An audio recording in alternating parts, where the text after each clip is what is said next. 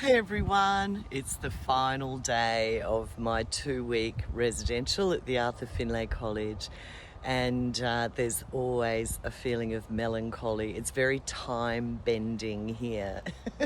We're in this gorgeous old building and these gardens that are surrounding it, and you feel just so beautifully cocooned from what's going on in the outside world and our everyday lives, and spend all day and into the night working psychically and mediumistically. And it's always this strange feeling like it's slow to start, and then after Wednesday it races ahead of us. And so once again, as always, it's been a fantastic time here. I've learned so much. I was sharing when I did my philosophy talk with my group this morning that I feel like I've been deconstructed and then reconstructed, sometimes several times a day. I've broken through some sort of comfortable habits, if you like, and I do feel like with my demonstrating there's a degree of stability which has arrived, which is fantastic. And we did our student demonstrations last night, and I was up on the platform alongside a couple of others from our group, and beautifully I brought through a great contact. I felt so happy with it. I felt I was in the power. I knew the relationship. I could place it really well. Tons of gorgeous, interesting, weird facts about this great aunt's life and the nature of her role in the family, and what she was like as well as a person, and it was meaningful for the recipients. So that was a nice strong end, thankfully, because I like to come out of here feeling confident rather than unsure. So Spirit has given me that, which is great. And one of the things that I did yesterday afternoon, of course I always get a bit nervous with demonstrating, and I went for a walk after lunch out through the fields, and just to ground my nerves a little bit, but also to have a chat with my guides. And we've been laughing. I was sharing at my table this morning or yesterday that I was speaking out loud, but I was alone, which is fine. I think people who know me are used to that, and really clocking all the lessons with them and thanking them in gratitude.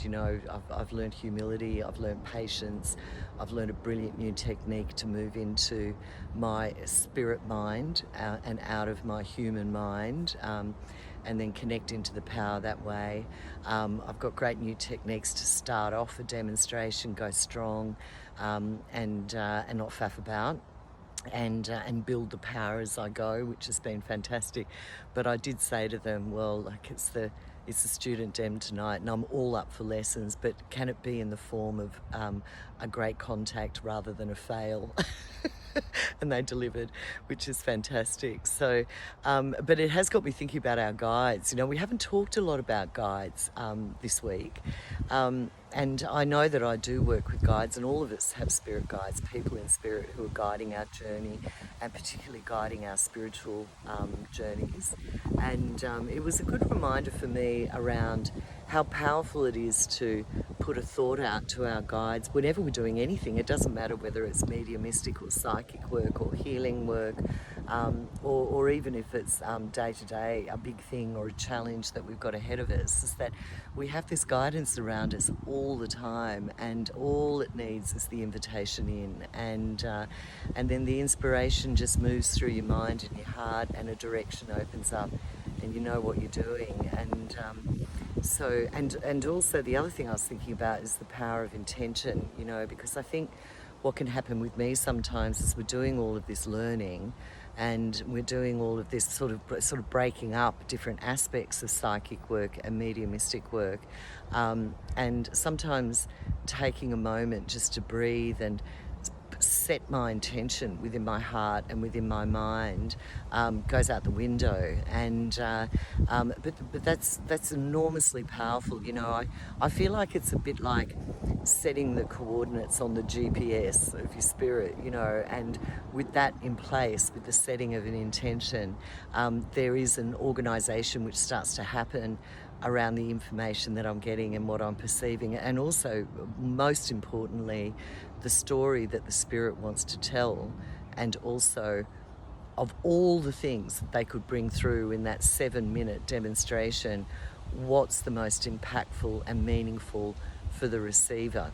And so just a reminder for myself, and hopefully for some of you guys, is don't shortchange that moment of really aligning with your intention, whatever you're setting about doing, and especially in your spiritual work, you know, if you're a spiritual practitioner listening to this, and also to really open up and cultivate that relationship with your guides, you know, because the feeling I have when I do that is celebratory. Like, it's almost like they're sort of sitting on the bleachers of my awareness, just waiting for me to call them into my field, and they leap as soon as that invitation comes out, and it can be very simple. You know, it doesn't have to be a highfalutin sort of prayer or ritual or anything. I mean, you know, yesterday I was sitting there preparing to get up on the platform.